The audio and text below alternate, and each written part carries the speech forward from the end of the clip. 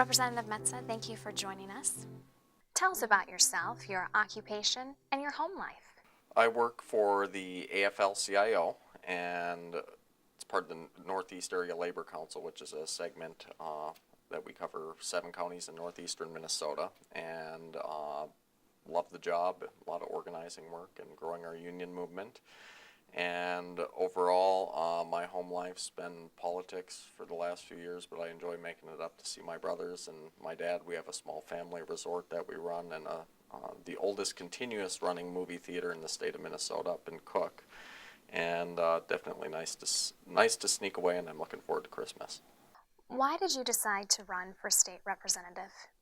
I just think it's time for a new generation of leadership, and with Representative Rukavina deciding to retire, I looked at it as good of a time as you get. You know, a lot of the times when these seats in safer districts, and they, I guess, call the range a safe district right now on the Democrat side, and the opportunities don't arise that often, so it was mustering together a decision. It was a hard decision to make, and you know, once I committed to it, it's been an exciting, fun ride so far. So.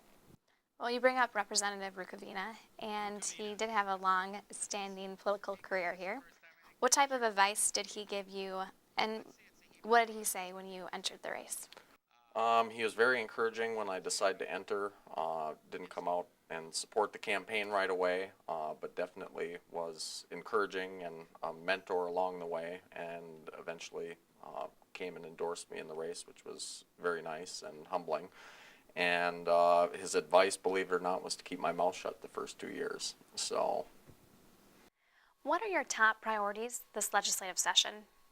I really want to progress growing our economic diversity up on the range. We've got a natural resource-based economy, mining obviously being a large part, and there's been a very controversial project trying to move through the legislature, both on the state and federal level, and so I'm committed to working and finding some common ground with the different groups out there, making sure we get these projects up and running, create some good paying long-term jobs in the area, and also just, you know, working with a new generation of ideas. I think, you know, a lot of us who are younger members down here, Carly Moline, Joe Radinovich, Ben Lean, we just bring a different perspective. School's not as affordable as it used to be, and you know, I think those are real concerns that we want to address in the legislature. When the end of the session arrives and you return back home, how would you like people in your district to determine if you were a successful legislator? I guess just based off my campaign promise, which was to work hard. I've worked on a lot of political campaigns over the past 6 years, and seen a lot of politicians promise things that never came to fruition. And my promise to the voters at the doors was, here's what I want to work on as a platform, but I can't promise it's going to get done.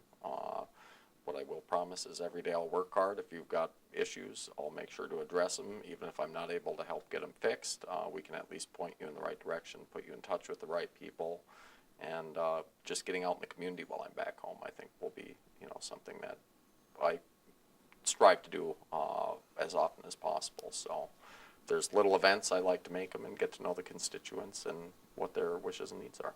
And last question, what was the last book you read? The last book that I read,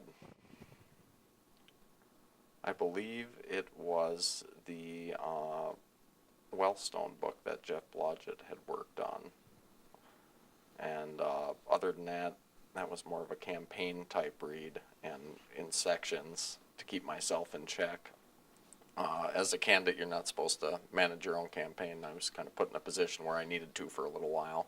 But I've read a lot of Michael Crichton's books as well in the recent past. So. Is there anything else you'd like to add? Excited to get down here, excited to be working with you all, and thank you for giving me, to my constituents, the opportunity to be down here serving you. It's definitely a big obligation and humbling experience, and I'm looking forward to making as many of you proud as I can.